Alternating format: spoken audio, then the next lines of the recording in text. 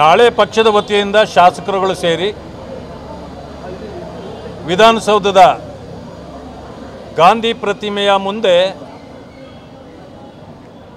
ರಾಜ್ಯ ಸರ್ಕಾರದ ವಿರುದ್ಧ ಹಾಗೂ ಮುಖ್ಯಮಂತ್ರಿಗಳು ರಾಜೀನಾಮೆ ಕೊಡಬೇಕು ಅಂತೇಳಿ ಸಿದ್ದರಾಮಯ್ಯನವರ ವಿರುದ್ಧವಾಗಿ ಒಂದು ಪ್ರತಿಭಟನೆಯನ್ನು ಮಾಡ್ತಕ್ಕಂಥ ಕಾರ್ಯವನ್ನು ಮಾಡ್ತಾ ಇದ್ದೇವೆ. ಏನು ಕೋರ್ಟಿನ ಆದೇಶ ಬಂದಿದೆ ಅದನ್ನು ಗೌರವಿಸಿ ಮಾನ್ಯ ಮುಖ್ಯಮಂತ್ರಿಗಳು ನಿನ್ನೆಯೇ ರಾಜೀನಾಮೆ ಕೊಡಬೇಕಾಗಿತ್ತು. ಅವರು ಹಲವು ಬಾರಿ ಹೇಳಿದ್ದಾರೆ. ನಾವು ಯಡಿಯೂರಪ್ಪನವರ ವಿಚಾರದಲ್ಲೂ ಕೂಡ ಒಂದು ಮಾತನ್ನು ವಿರೋಧ ಪಕ್ಷದ ನಾಯಕರಾಗಿದ್ದಾಗ ಮಾನ್ಯ ಸಿದ್ದರಾಮಯ್ಯನವರು ಒಂದು ಮಾತನ್ನು ಹೇಳಿದ್ದಾರೆ.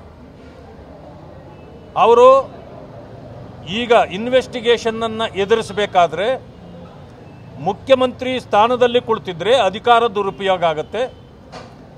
ಅವರ ಕೈ ಕೆಳಗಡೆ ಕೆಲಸ ಮಾಡ್ತಿರ್ತಕ್ಕಂಥ ಅಧಿಕಾರಿಗಳು ಸರಿಯಾಗಿ ಕೆಲಸ ಮಾಡಲಿಕ್ಕಾಗಿಲ್ಲ.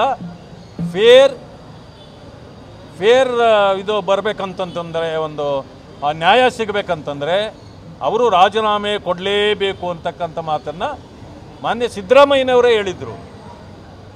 ಈಗ ಅವರು ಯಾರಿಗೆ ಪಾಠ ಹೇಳಿದ್ರೋ ಆ ಪಾಠ ಅವರಿಗೆ ಅರ್ಥ ಆಗಿದೆಯಲ್ಲ. ಈಗ ಅವರು ತಕ್ಷಣ ರಾಜೀನಾಮೆ ಕೊಟ್ಟು ಈ ನೆಲದ ಕಾನೂನನ್ನು ಗೌರವಿಸಬೇಕು ಅಂತೇಳಿ ಅವರಲ್ಲಿ ನಾನು ಆಗ್ರಹ ಪಡಿಸ್ತೇನೆ. ಇವತ್ತು ಬೆಳಗ್ಗೆ ಪರಮೇಶ್ವರ್ ಕೂಡ ಹೇಳಿದ್ದಾರೆ, ಯಾವುದೇ ಕಾರಣಕ್ಕೂ ರಾಜೀನಾಮೆ ಕೊಡಬೇಡಿ ಅಂತ ನನ್ನನ್ನು ಸೇರಿಸಿ ಎಲ್ಲರೂ ಕೂಡ ಒತ್ತಾಯ ಮಾಡಿದ್ದಾರೆ. ಜೊತೆಗೆ ಹೈಕಮಾಂಡ್ ಕೂಡ ಜೊತೆ ಇದೆ ಅಂತಕ್ಕಂಥ ಮಾತನ್ನು ಬಹಳ ಸ್ಪಷ್ಟವಾಗಿ ಹೇಳಿದ್ದಾರೆ. ಕಾಂಗ್ರೆಸ್ ಹೈಕಮಾಂಡ್ ಕಾಂಗ್ರೆಸ್ನವ್ರ ಜೊತೆ ಇಲ್ಲದೆ ಇದ್ದರೆ BJP ಜೊತೆಯಲ್ಲಿರುತ್ತಾ? ಆದರೆ ಒಂದು ಅರ್ಥ ಮಾಡ್ಕೊಳ್ಬೇಕು, ಹೈಕಮಾಂಡ್ ಇರ್ಬೋದು, ಶಾಸಕರಿರ್ಬೋದು, ಅವರ ಜೊತೆಯಲ್ಲಿ ಸೇರಿದ ತಕ್ಷಣವೇ ಕೋರ್ಟಿನ ಆದೇಶ ಬದಲಾಗೋದಿಲ್ಲ. ಈ ಸಾಮಾನ್ಯ ಜ್ಞಾನವೂ ಕೂಡ ಕಾಂಗ್ರೆಸ್ ನಾಯಕರಿಗೆ ಇಲ್ಲದೇ ಇರತಕ್ಕಂಥದ್ದು ವಿಪರ್ಯಾಸ.